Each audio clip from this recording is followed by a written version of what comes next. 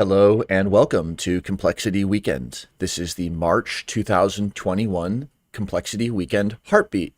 We're really looking forward to this opening live stream, which will begin at 9 a.m. Pacific time. And until then, we'll have 25 minutes of a really awesome improvised composition by our facilitator, Michael Garfield. So enjoy the next 25 minutes of some awesome music by Michael Garfield, and we'll see you soon for an organizer's introduction, some talks from facilitators, and an interactive Jamboard. All right, see you soon.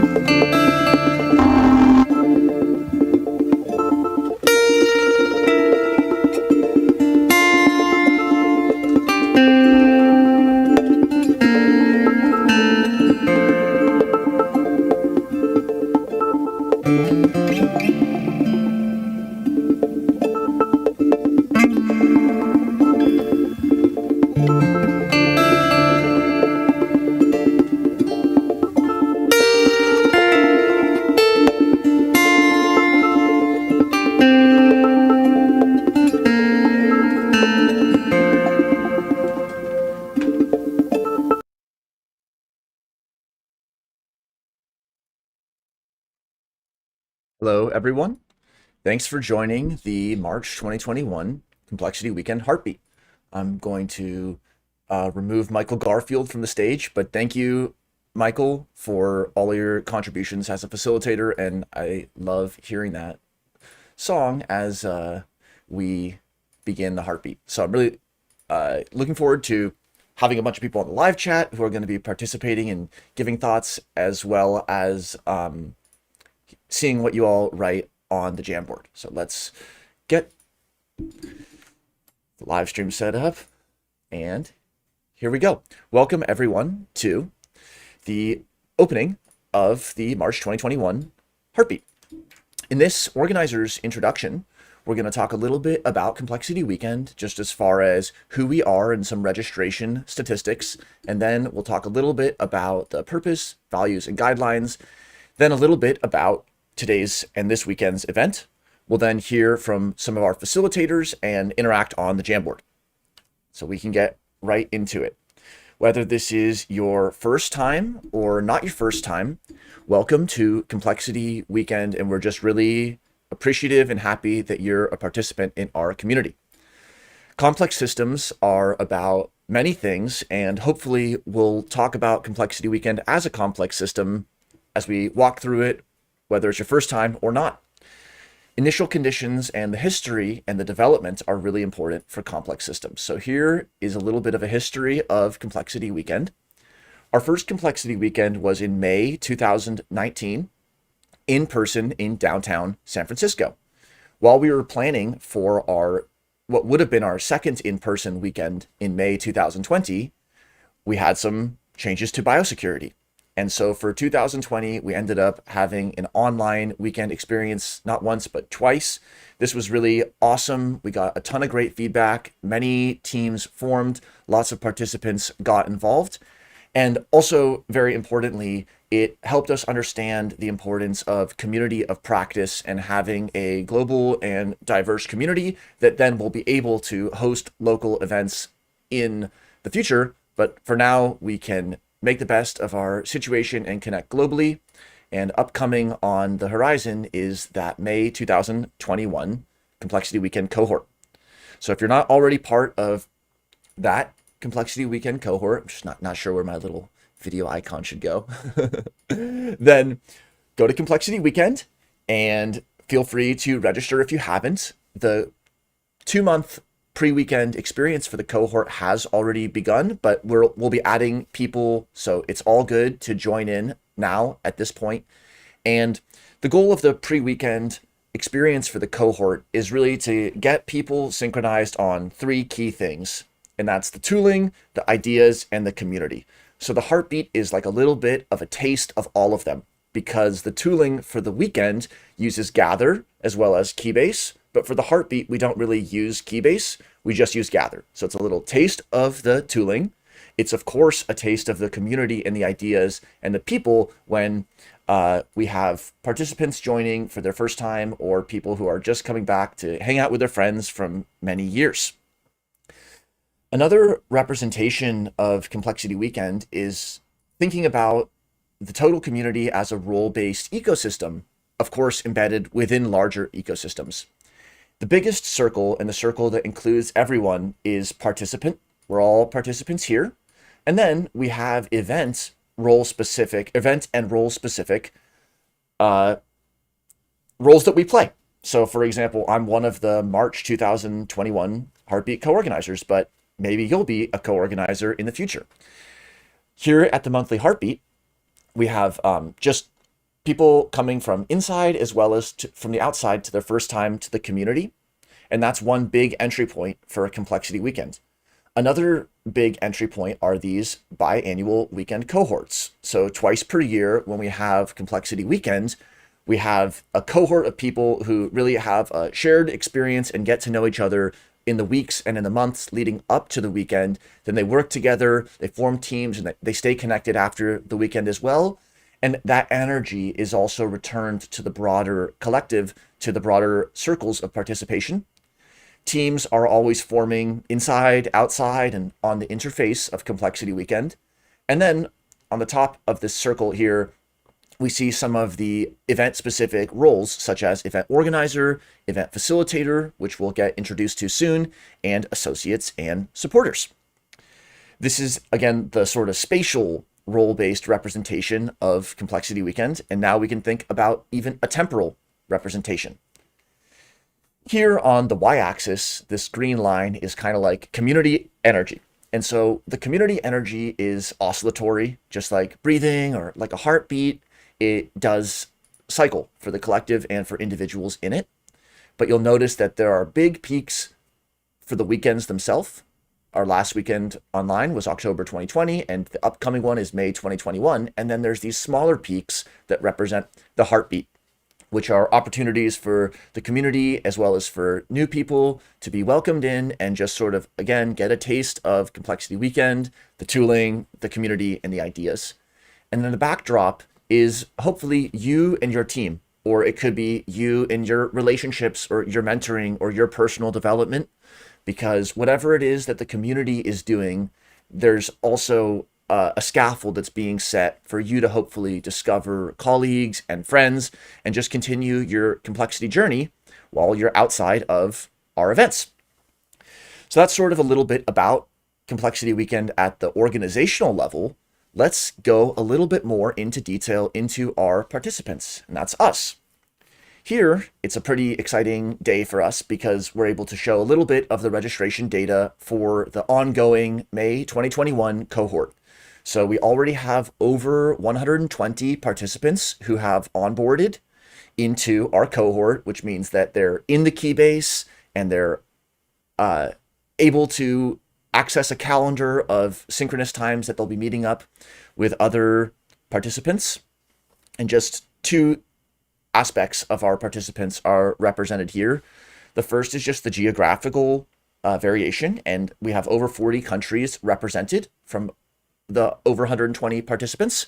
And so there's a couple things that immediately stem from looking at this map. The first is that we're going to have to accommodate across time zones, which is why for every event, like the Heartbeat, we try to schedule it as 2 intervals that are at different times of day so that different preferences in different time zones can find this event accessible.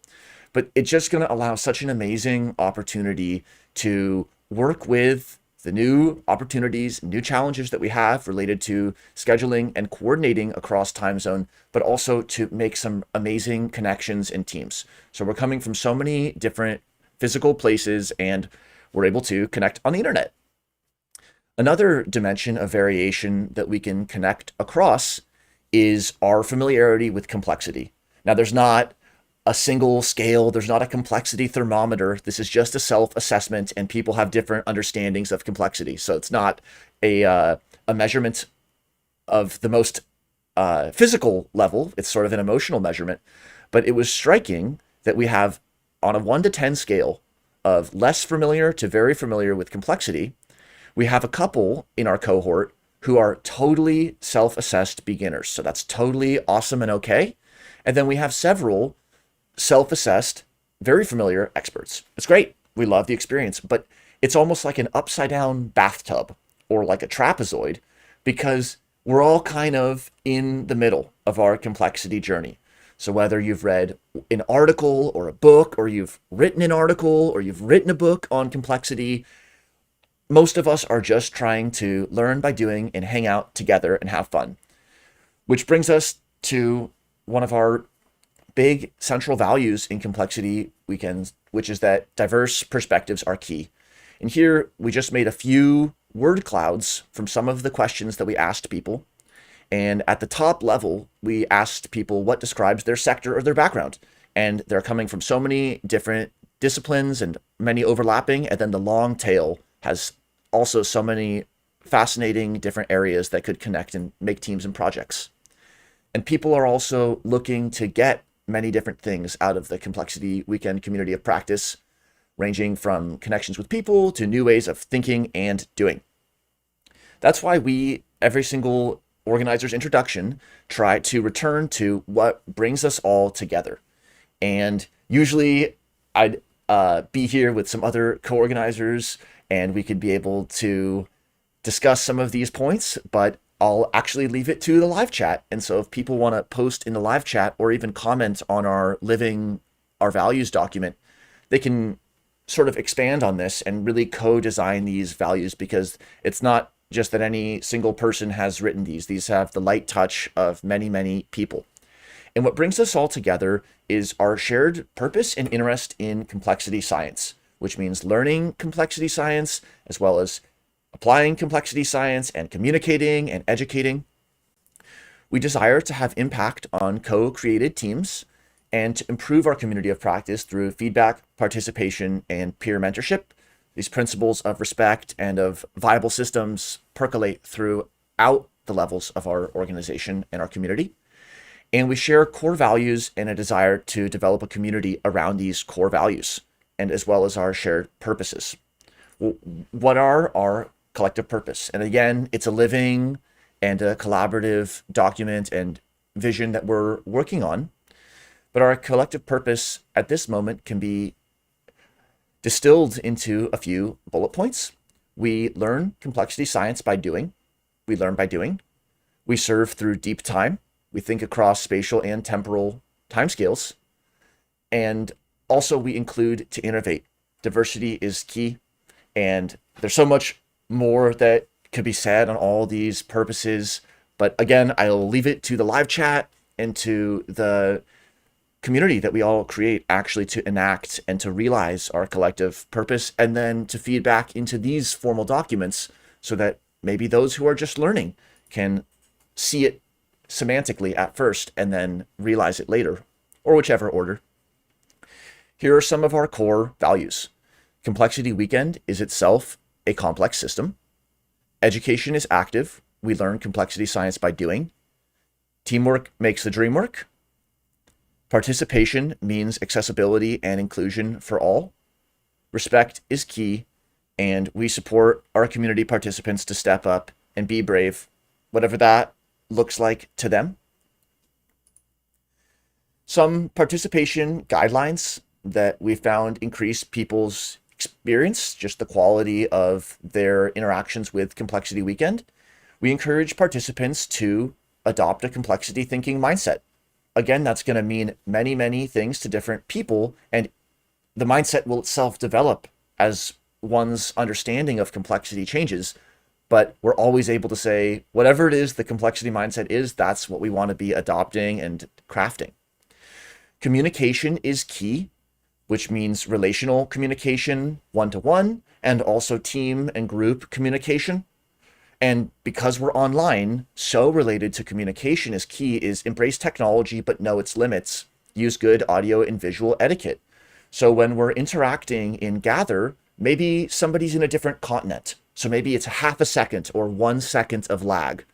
Or maybe you want to slow down how you're speaking because it slightly echoes on their side, or maybe resist the urge to mention an author without first putting the link in the chat so that somebody can see the name and how it's spelled. These are all ways which we can use technology to connect and help include people by doing that. Full participation is encouraged while appreciating diverse abilities and schedules. So if you're free for 20 minutes, just pop in to Gather and see who's there. If you want to check 2 minutes of Keybase messages, just do that. Leave an emoji. Let other people know that you're active and participating, however that works for you. And if there's something that we could do as organizers to help you participate, then we want to learn about that and help enable it for you and for other participants. And then we always encourage reaching out on the edges and staying involved. So reaching out on the edges, we encourage those connections amongst participants, and that's what makes the tapestry of community well connected and strong rather than cliquish and fragile. So follow up with somebody, send them an email or a Keybase message, and just think if each person sends a few messages to people who they meet, we're really connecting and building relationships through deep time. And staying involved could be coming to our events recurrently or being involved in the broader systems or complexity community.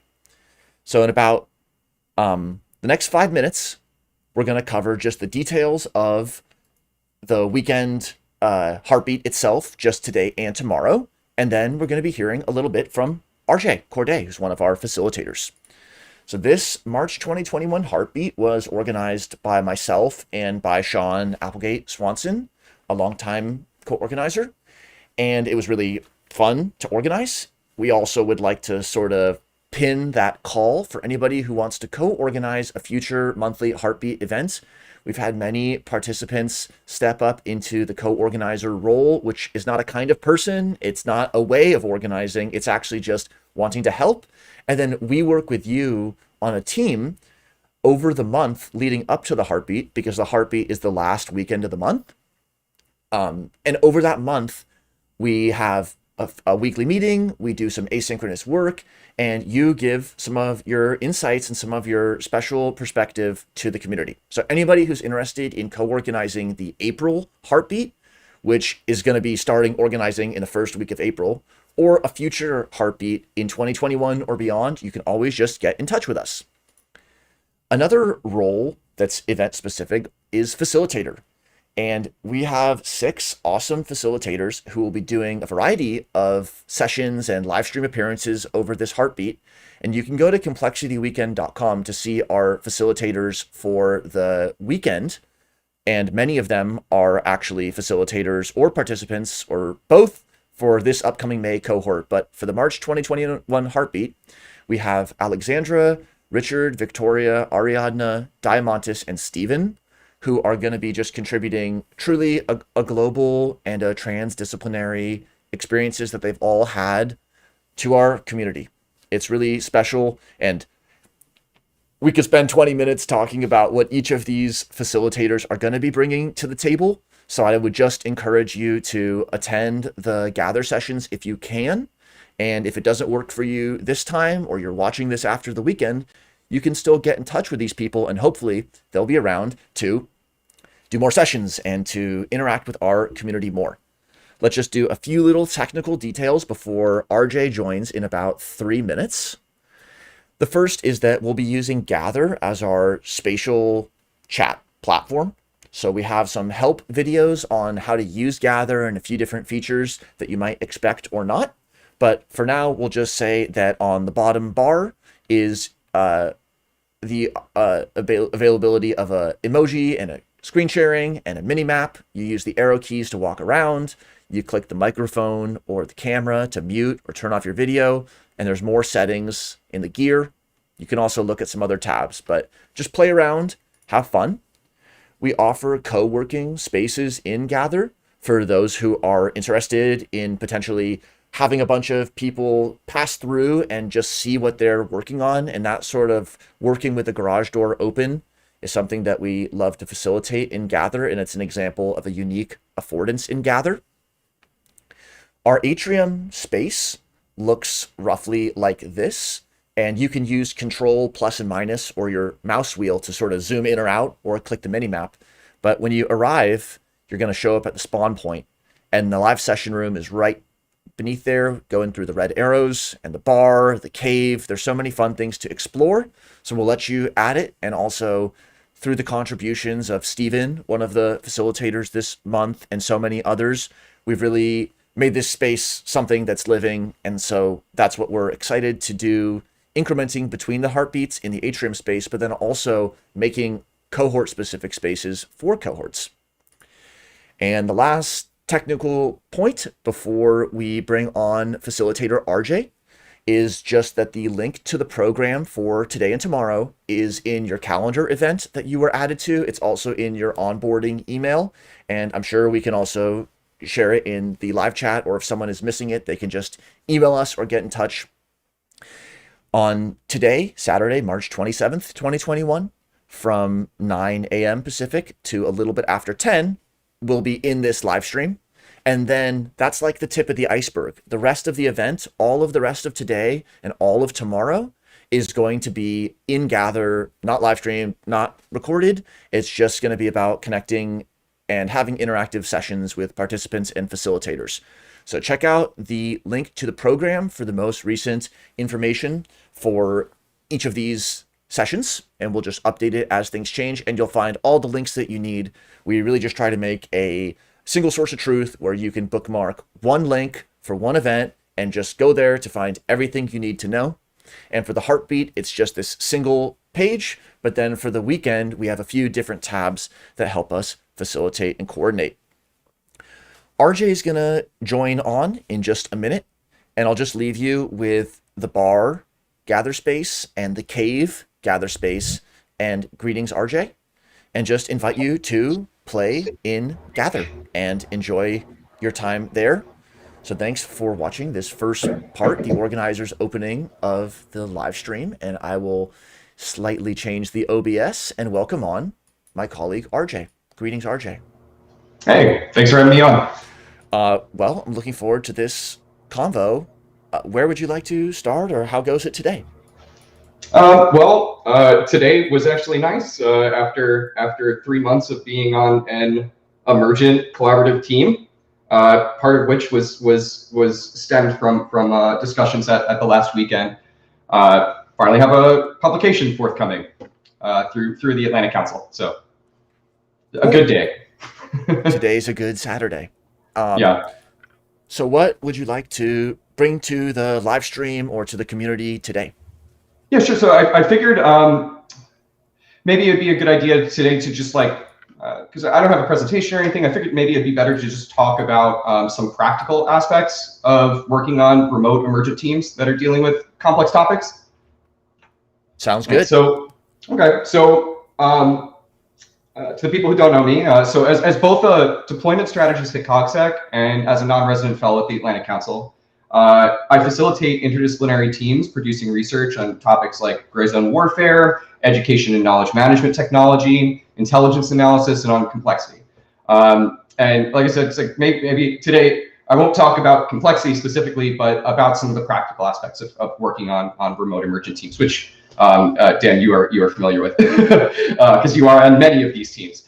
So yeah, I thought this would be the right thing to talk about, especially because the upcoming weekend and for people watching, if you're not attending that weekend, you're just here to kind of get a sense of the community. Maybe it's still useful, but I also strongly recommend you still attend. So I guess like the good starting point is that there's some literature and intelligence analysis which suggests something that kind of frustrates me, which is that as the structural complexity of the information environment around you increases past a certain threshold, so like think interconnectedness, confounding variables, blind spots in data, unpredictability in general, they're kind of two natural paths, like water running downhill, that we tend toward.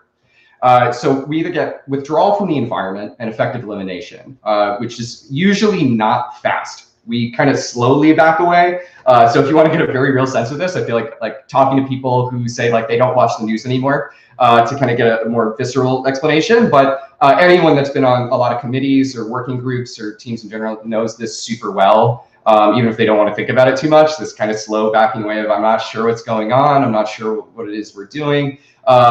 Or we actually get increased confidence, which is the frustrating part for me. So we get faster response times and poorer decision making. And this area of research is under the umbrella of cognitive overload. So there's some interesting studies on that, like on horse betting, analyzing French grammar of all things, and on decision making under pressure. So as you know, like I like to phrase it this way: when the brain can't reduce the complexity of the environment out there, it reduces the complexity of the strategy it uses to make sense of it.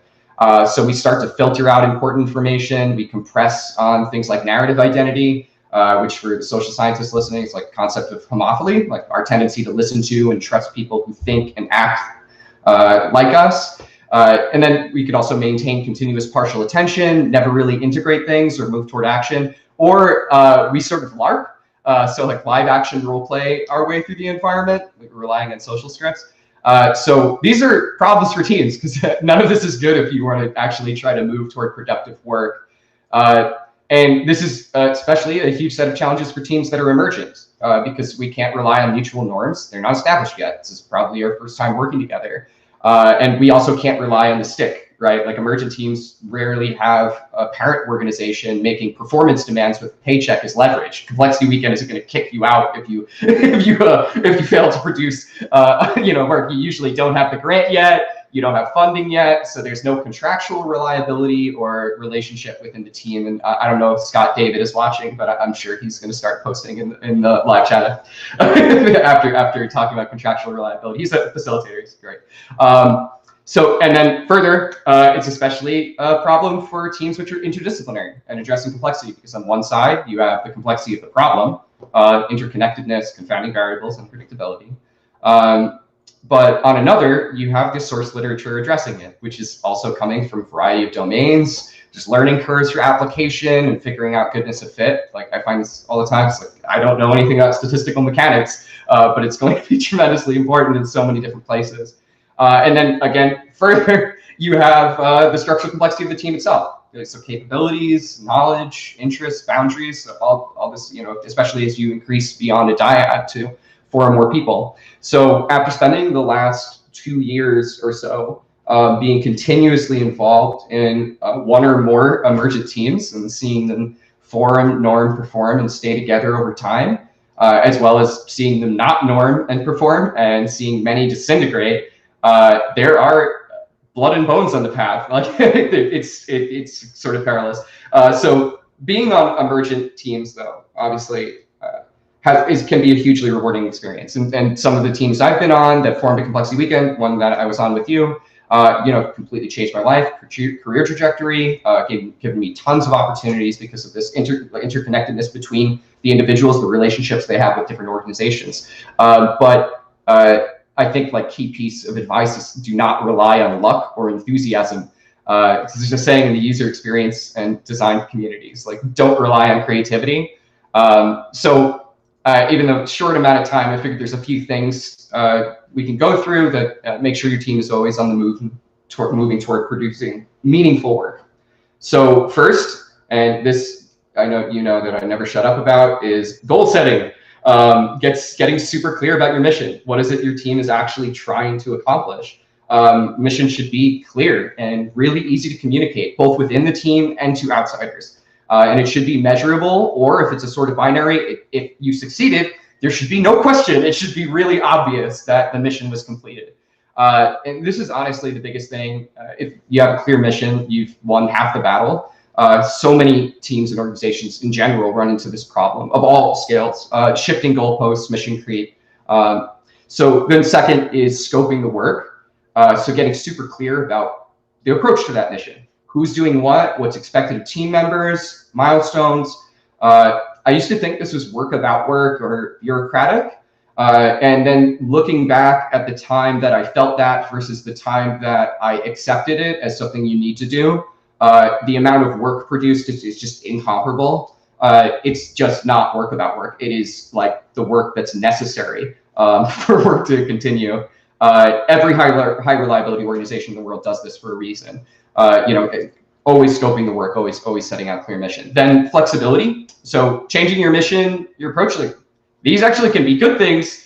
So I like to think of it this way. There's a person I spoke to from Department of Defense last week, and they said, be disciplined, not rigid. I really like that.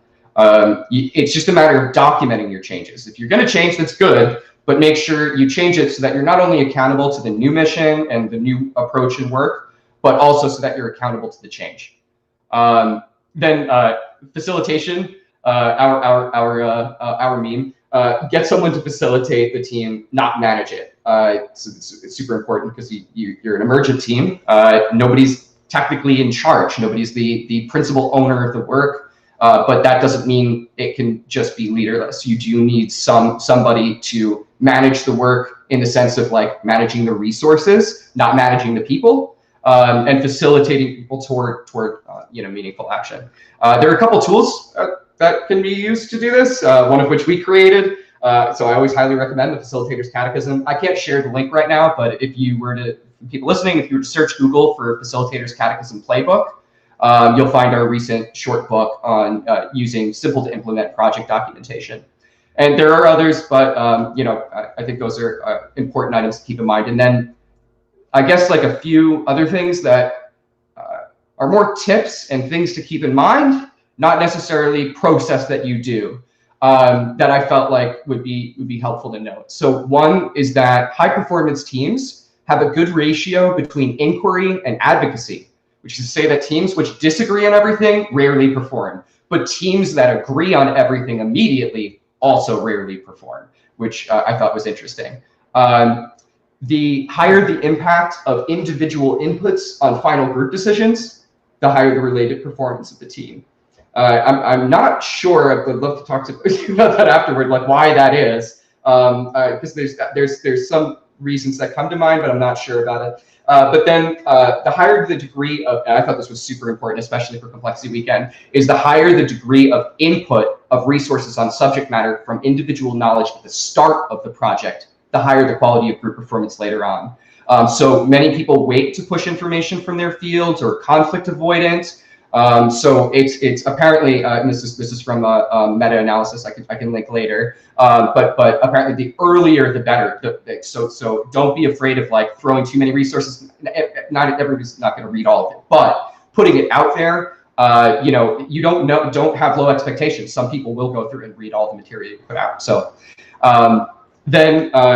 and this wouldn't be an RJ talk unless I talked about either wolves or the Republic of Ragusa. So today you get wolves. There are a few studies that showed that wolves actually outcompeted trained domestic dogs on cooperative tasks. And the reason was that domesticated dogs were being too domestic. They were too conflict avoidant to work out role conflict early into the tasks. So like sparring isn't fighting is the phrasing you had brought up to me recently. It's like there's an importance in allowing for some conflict and disagreement, because escalating a little now can mean no conflict, escalation later. And finally, I think is equal voice doesn't necessarily mean higher performance. Some people, everybody has different personalities. So if someone hasn't talked in a bit, that's okay. But this is why you should have a facilitator present in these teams, because they need to be able to recognize that somebody hasn't been in the conversation for a long time. You know, sometimes people want to gestate and really think about what's being brought in front of them. They don't have a comment on everything yet. But you do need a facilitator. You do need that awareness to like try to bring people back into the conversation if they haven't been involved in a while. Then last two things is I guess so you and I both compressed a bunch of a lot of the research we did on remote teams this last year into a series of actionable tips specifically oriented toward teams using docs like the Facilitator's Catechism.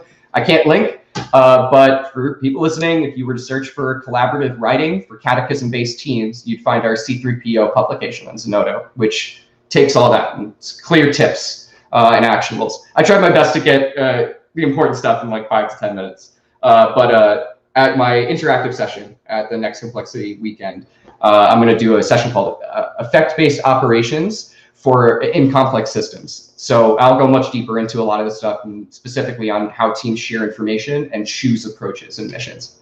But yeah, I tried my best to squeeze 5 to 10 minutes. Wow. Extremely informative, RJ, as always. And I did link the 2 papers in the live chat. Okay. I think here would be the 2 pieces I take away. You know, it's like a spinning object. Every time I hear the way you've distilled and compressed it, I think it's a little different. But the first thing is that expertise in a domain or in complexity, it's not a tweak or a polish or a dressing. It's about incorporating it early into which direction the group sets off on. That's not a later decision that the expert comes in to repair. It's actually something like the statistician is, the joke is that they can look at the post-mortem and see where it went wrong, but we should include the statistician early in designing, and then that has analogy to including other perspectives. And then the second piece that really stuck with me was you said when that there was increased structural complexity of the operating environment, basically people either withdraw or they fall back to simple decision-making heuristics. And then you talked about how, okay, when there's higher structural complexity, there's a failure to integrate ideas, there's a failure to include people's perspective that are different. And then there's basically overall a failure to establish emergent teams and therefore a mission failure or a functional failure. And so it's like we are operating in a structurally complex environment in Complexity Weekend, and that's sort of actually the fun. Right. So how do we take elements that might be seen in one mindset as structural complexity, like time zones, interdisciplinary, challenging problems, wicked problems? How do we take those elements that might be considered classical structural complexity and then make that part of our operating environment? Well, it's almost like you don't want to sail against the wind. So like I think a good example you brought up before about cliquishness in not necessarily in Complexity Weekend, but maybe in the structure of a team. That's like, it's like, well, the system is going, because it's a complex system, it's going to tend toward that. That will happen. Like that's part of being, in a large social group. You're going to start to see cliques develop. So it's like, I feel like what Complexity Weekend did was they embraced part of that, which was the channels. It's like, let people channel into smaller groups, but don't trap them there. So you're kind of allowing that socio-technical system to enjoy its tendency. It will do that, but in a way that's productive. So like I'd say, like even for for teams themselves, it's like embrace that cliquishness. If you start to see a development of a clique, it's like maybe it's the engineers of the team. I found this in every working group I've ever been on.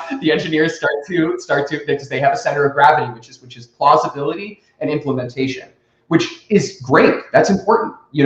Some people are going to be more focused on the theory. It's not about one side winning over the other, or like you said, like the expert coming in later to repair things. let them form sub teams and then try to figure out the channels between them. Yeah. Nice. Thank you, RJ, for this awesome visit. And I think it will be great to see your session in action in the coming weeks and months. At this point, we're going to go to the Jamboard. So Okay. if you want to... Thanks for having me on. See you later, RJ. Thank you. So we're going to go to the Jamboard, and we're going to have another facilitator join us. So I'll give a few seconds for everybody to open up this Jamboard link. We'll link it also right now into the YouTube chat, but definitely go into this link, and then we are going to have an interactive session in Jamboard. So if this is someone's first time in Jamboard, while I adjust stuff, it's a collaborative sort of post-it note application. And sorry, I'm just going to have to change a little bit of the cropping. Good. Hello, Sasha.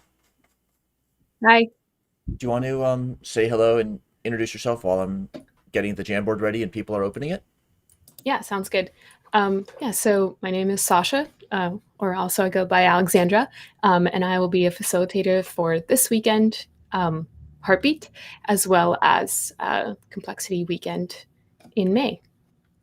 And yeah, I'm excited to join and kind of play around in the Jamboard today as we talk through some of the themes, and I guess norms of Complexity Weekend.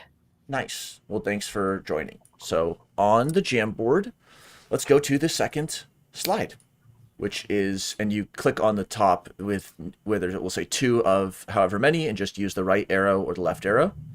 And then on the left bar is showing here, you can click sticky note, and then that is how you can write something on there. So we'll just find a good spot for us to put the video. And Sasha, what is your intention today? Yeah, my intention today is to meet some new people and to see what brought them here, because I'm always pleasantly surprised at the new participants we get at each Heartbeat. And yeah, I think that is really exciting because something or someone brought them to this community, and it wasn't necessarily a big Complexity Weekend kind of event. So, and I'm excited to attend the facilitator sessions because the rest of the facilitators are so interesting in their own right. And yeah, I'm just happy to learn from them. Cool. And it's true, like the Heartbeat has a very low entry as designed, and so it's easy for people with a variety of intentions, including just being curious. And that's totally good for the Heartbeat event. Here, now there's a little bit of a lag with Livestream, which is why we always ask the people who are on the stream first, but it's only, they should call it a 30-second delay stream. But look at this, awesome answer. So learn about complexity, understand different perspectives, meet new people, share exciting ideas. And then these are things where we kind of read what other people have to say, and it resonates with us. And it's like, oh yeah, wait, there's other people who are looking to make new connections as well. Then that's going to make it twice as easy, because I know that there are other people who are thinking along similar lines. Let's go get feedback on ideas. Awesome. Yes, community of practice means that we support each other and we give each other good feedback, and like any other good cybernetics system. Let's actually dwell for a little bit on the third slide, which is who are you and how did you discover complexity? So this is sort of a who are you now moment. It can be reflective, but I think what's so fun is to hear about how many different directions people come at complexity from. So Sasha, maybe what brought you to complexity, or even just since you may have answered that in the abstract, just how is it being rediscovered in what you're working on now? Yeah, I mean, I think every Heartbeat that we have, I'm always rethinking complexity and yeah, like even how to visualize it. I'm just looking at this like ball of yarn thread, the image in the center, and yeah, it's really fun because then we get to hear about like the applications of complexity. Like every time RJ talks, I just think like, yeah, duh, that's complexity. But that's not how I learned about it or how I would have thought about it on my own. Is to think about kind of the applications and the tools that teams need to channel complexity into projects. And so, yeah, I'm thinking more about it from that perspective about the teams that I'm part of and how to, yeah, channel people's, you know, uh, contributions and unique personalities into a tangible outcome. Um, but yeah, how I think about complexity in my everyday life is how to better understand brain development and the different temporal and spatial scales that influence that process. That was a lot. But we look for it and we find it when we look for it. And I agree, like the way that for RJ to say, well, I'm not going to talk about complexity today. I'm going to talk about how transdisciplinary teams form. That was sort of the shadow of complexity because it was framed as an idea synthesis. As well, you have systems theory and you have cybernetics and you have this theory and you're integrating this theory. And so it was unifying, but then it wasn't giving a bridge to actually making it happen in teams. So it just is interesting how by thinking about complexity, it's like you peel away from the ideas, but really you're deploying the ideas. So here we find it when we look for it, learning about its applications in teams, definitely. And a lot of people, for example, from different like agile or just systems and organizing, consulting, management, a lot of these areas have thought about the complexities of the human systems. So then you have physicists working on materials and complexity, but then it was sort of like a fight to recognize the nonlinear characteristics of materials versus the linear characteristics of materials, for example. But then in the social scenarios, it was so obvious that you would have nonlinearity or emergence, and so there is something to be said for, of course, integrating across areas so that we can combine some of the rigor and the technical tools with what people see, just like this person wrote in blue, emergence in every system. Otherwise, it wouldn't be at the scale we observe it at. Yeah, right on. Cool. Let's go to 4. So 4. What is something that you are curious or wondering about?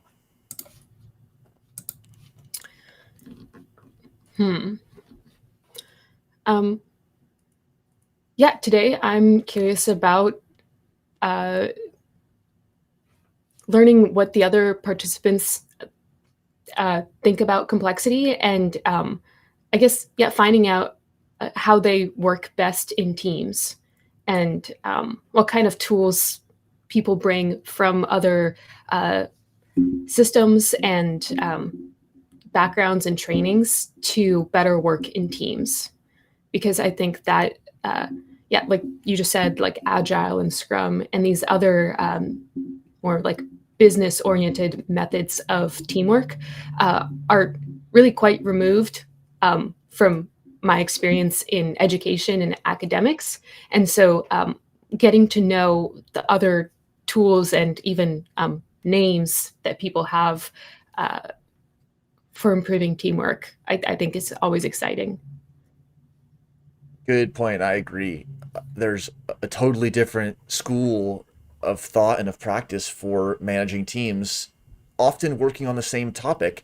Somebody could be doing a research project or data analysis in industry or in academia or outside of academia, and it would have a very different look. And that's not to say that they should all converge on the same way of doing things, but there are probably lessons to be learned. Here's somebody has +1 on how can we learn about complexity concepts at a very early age? How can we learn to approach problem solving in complex domains? How does ad tech, maybe that's advertising technology, affect online social network dynamics? Wow, that's a great question. How can we bring complexity perspective to a broader audience, everyone? How to connect different elements. So these two, it's almost like these are about communicating and what do other participants think about it, and what this is about what our group can do in the coming hours.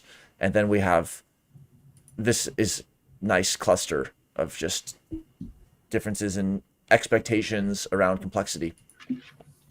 I guess I kind of chuckling at this one that says how to connect different elements and people who do not have a complexity mindset.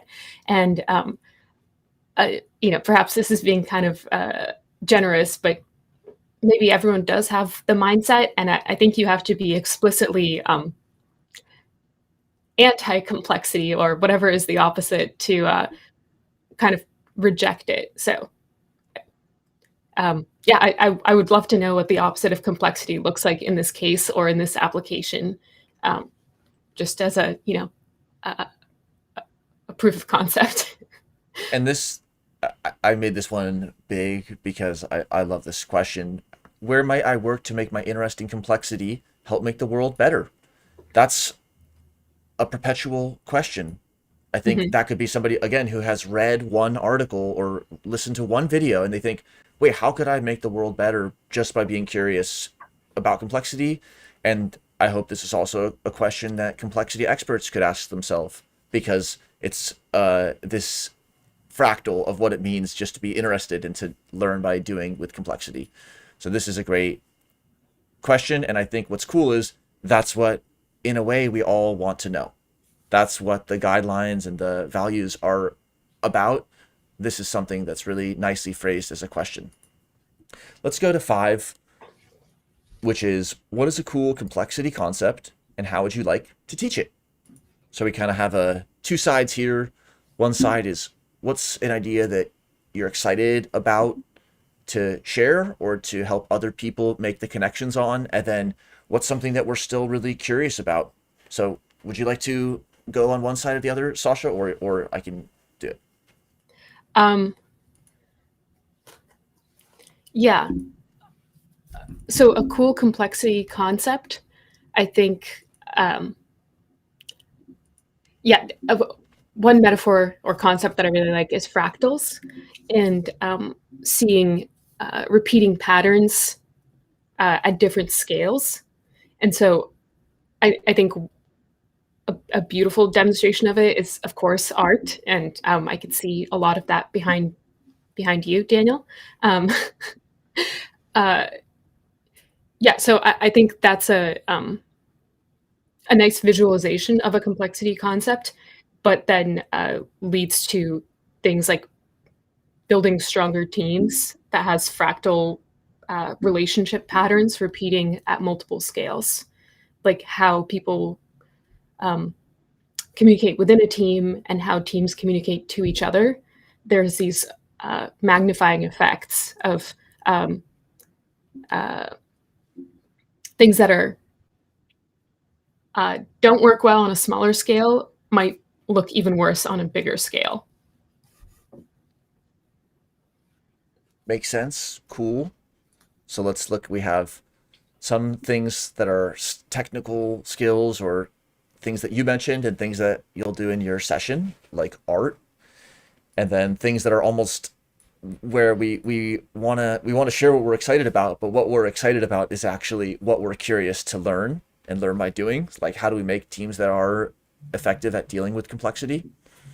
And then there's all kinds of areas that are driving our community members, that they're driven to learn, where when you ask them what is something that you want to learn, it's like, oh, I want to learn systemic risk or complexity in economic systems, transformation in big organizations, building better databases. So how do we then here, let's see, how to select which information is relevant in a system and what variables are not relevant for a specific outcome. That's the big question. That could go on either side. It's just all about whichever side someone's on. Cool. Resiliency in environment building better organizational structures. Again, I would say these are things creating complex properties by uniting with complex systems like horses and water. Wow. Yeah. On the expert side. And I think I know who that could be. These are awesome. Let's go to 6. So this is kind of a fun slide. How can complexity have impact in real-world systems? This could be asking, how have you successfully applied complexity, or how have you seen it work in practice? So where can we apply complexity? And how can we look at the outcomes and know where complexity has had impact? So people will be putting their things in the coming seconds, but what would you say to this, Sasha, or what does this make you think about? Yeah, I guess I'm thinking back to last complexity weekend in May, so almost a year ago. And part of the team that I was on that I think really embodied complexity was including stakeholders and having, like you and RJ were talking earlier, having multiple different perspectives from the start. And of course, that makes it quite challenging to converge on one idea or one product. But it's extremely important because it's shaping the understanding of the problem and the breadth of solutions that could occur. So that's what I think about as including complexity and different perspectives in your team from the very start. Nice. So here's just starting to make a few clusters from what we're seeing, and people can keep on adding more. There's using complexity as a idea or an intuition pump. So that's kind of hypothesizing generative mechanisms of complex networks. So we know that this phone network isn't exactly like an ant interaction network. It's not exactly like an market economy or school of fish, but just by being open, sometimes we ask ourselves really relevant questions, like what is the media that the network is interacting in, or something like that. And really related to which ideas are generated is sharing perspectives from the start of the project. And at the broad level, are we going to be thinking about this as a public health issue or a molecular question or a legal issue? Well, is it an engineering issue? Depending on who is in the room and what perspectives are included when the temperature is high. And then as things anneal and slow down and start getting towards implementation, if it does go towards implementation, then you've locked in a lot of that early phase. So this is that early part. And then people have seen complexity have impact on different identifying laws that apply across different fields, better complexity thinking in the general public, understanding the limitations and inherent uncertainty in models. So this is something I've seen many times, and it's really difficult to even estimate the impact. But there's rooms where perhaps somebody puts up a linear regression and that's the end of the story. I mean, the line is going up and the p-value is below 0.05. So isn't the discussion on policy over? And it's not over. It's just the beginning of thinking about nonlinear dynamical systems and then thinking about multiple perspectives on what the regression means or even what the right leverage point is. So having people in the conversation who understand fundamental uncertainties in models, like, oh, well, if the random seed on your computer were different, then that simulation would have come out a little differently. So surely we can't just use one simulation to make policy. These are the kinds of questions that really matter when people ask them, because they're grounded not in a feeling of qualitative complexity, which is also extremely powerful, like related to this good or bad impact, and getting beyond all or nothing thinking. That's where the qualitative complexity and the quantitative complexity actually come together. So that's really cool. Nice. Lots of ideas here. Any other thoughts here? Yeah, I'm really liking all the other feedback that we're getting from the other participants using Jamboard. So that's really awesome. I like this one. Helps get projects beyond all or nothing thinking and beyond setting everything as goals or externalities. Yeah, I think that's a really big part of Complexity Weekend and forming the teams and transforming the teams, because yeah, as much as we want to focus on kind of like the formation of the teams and the start of the project and the idea, uh, you know, I think what I've learned from my experience with Complexity Weekend is that people will leave teams and new people will join, and that is just part of this natural process. And to work with people in a respectful way is a really big skill, because of course it's frustrating when things don't work out in this all or nothing paradigm. And yeah, just to have faith that yeah, people will bring their best selves to a project, or they won't, and that's okay. And then they can leave the project. Yep. Nice. And this last, I'll just note this. Complexity is ubiquitous and doesn't exist in, quote, reality.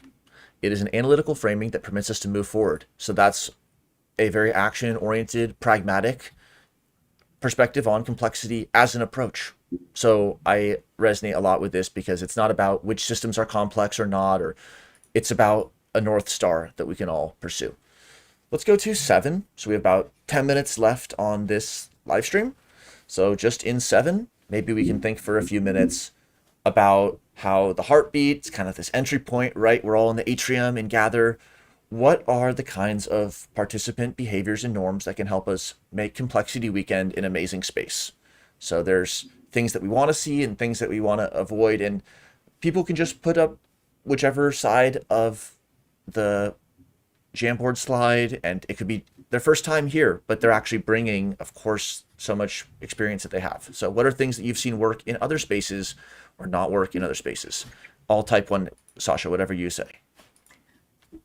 Yeah, I'm just thinking back to what people are curious and excited about doing today and how these behaviors are going to encourage that. But people want to meet new participants, new facilitators, and they want to learn about other complexity concepts. And so the behaviors that are going to facilitate that is being open to meeting new people and actually having conversations with them. And so in Gather, that just means saying hello to whoever you bump into. And I really want to encourage that behavior. And that's what I would like to see. Cool. Sounds good. Things you want to avoid. Yep. Just unnecessary. Oh, say hi to others. I wonder who put that one there. Respecting different levels and also different types of knowledge. And one example of this sort of expert coming in early and setting the stage. That's one truth. And then, yes, and what's also true is the beginner's question early on can set the direction of the group by asking, hey, I wonder if it could be possible to do this way. And so it's actually not just expertise is magic, and the earlier you apply it, the better. It's actually earlier is different. And so the changes that are made by the group early matter. And so that's related to chaos and the Lyapunov exponent and how rapidly systems that are very, very similar diverge. How rugged is the landscape, or how nonlinear is its trajectory? And so what does it say about online teams, online communities, that whether it's expertise or beginner at the beginning of the team, it matters. It says that it's a complex system, and that's what opens up this whole toolkit and this whole way of thinking about online teams. Because Sasha, you said, who's anti-complexity? Well, who's anti-complexity on an online team? I don't know. It's hard to look at those empirical patterns and say that it could be something else. Yeah.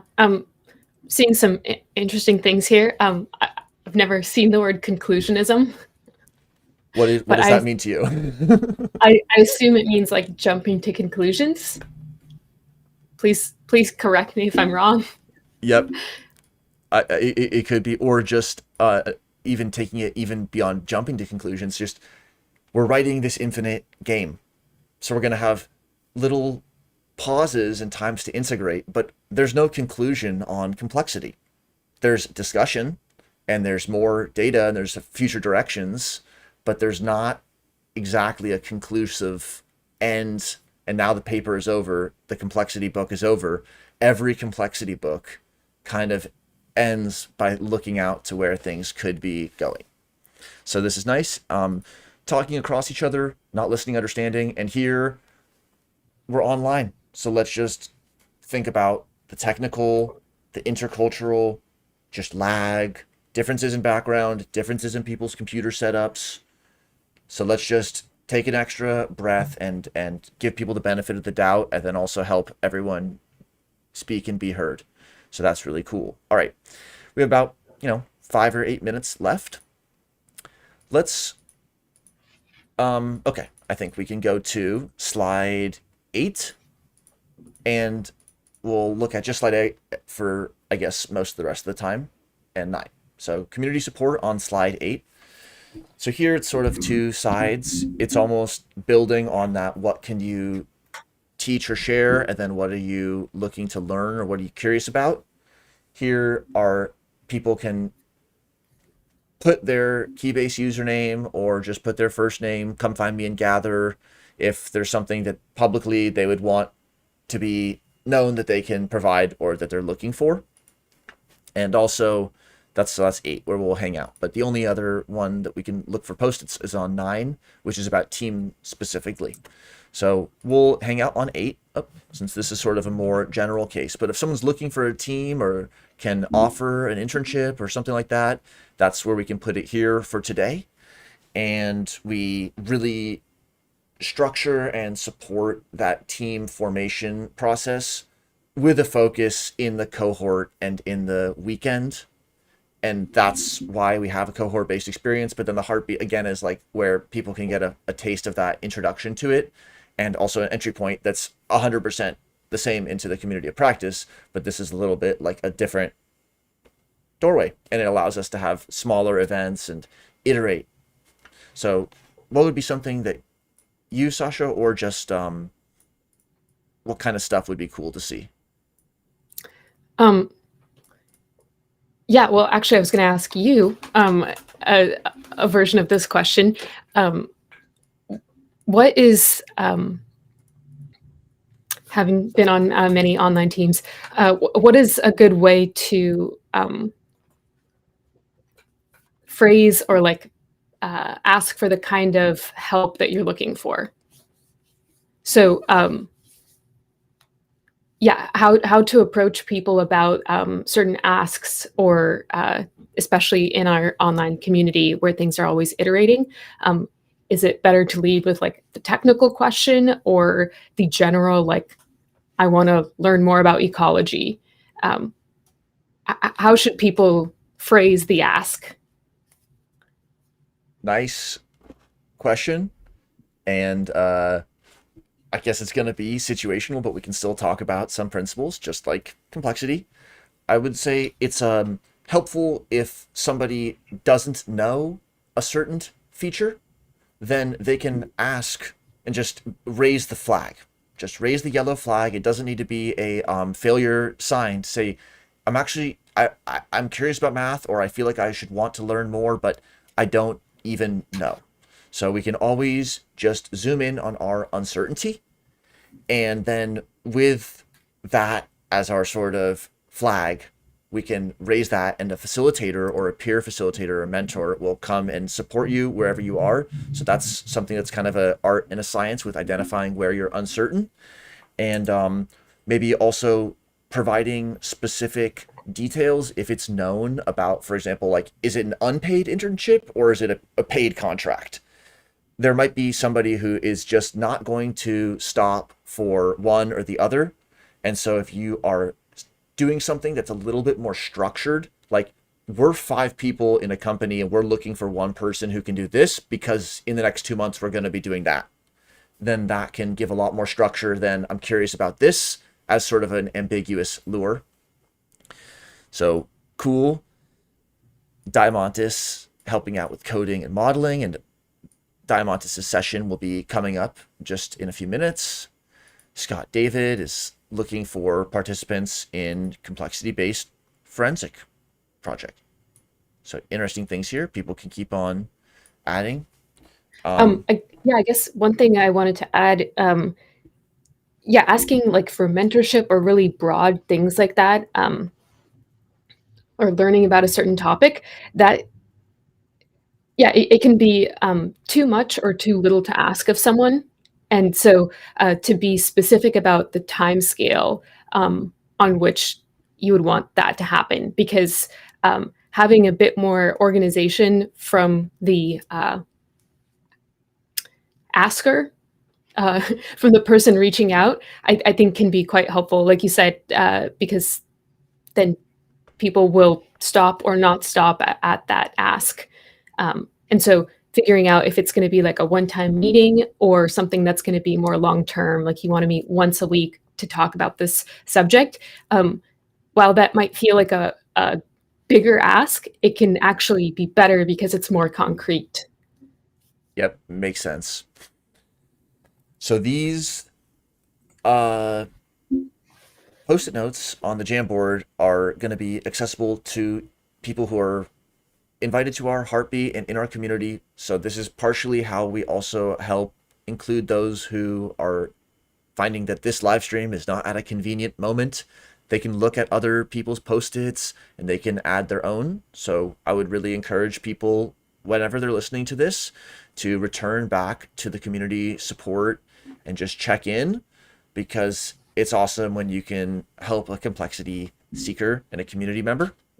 So there's so much that will be added here. Again, we're kind of a little bit behind reality, so to speak, with the live stream, but there's going to be so much that's going to be coming in here in the last just 2 minutes of the live stream. So thanks everyone, by the way, for the awesome Jamboard. This is like really fun, and it always is a new chance to hear first time and recurrent people's views. So here are a couple tips from Monica Kang on online collaboration, and she's a facilitator extraordinaire, dare I say, and will be returning for the May 2021 cohort. So she's on the website if you want to learn more about Monica, but she helps us always think about these kinds of things: active listening, be curious and open, assuming kindness, playing by our strength, and over communicating. So really nice. And I guess with all of that being said, head over to Gather. We'll meet you there in basically 5 minutes at 10:15 a.m. Pacific. And Sasha, anything else you wanted to add? No, it was great to walk through this on Jamboard, and yeah, I learned something new every time, and I hope that our participants do as well. Fun. All right, well, we will see you all in Gather in about 5 minutes. Thanks again, everyone, for participating in the Jamboard, and for those of you who are watching it after the fact, we hope you can still participate in whenever our next event is. So, peace. Bye.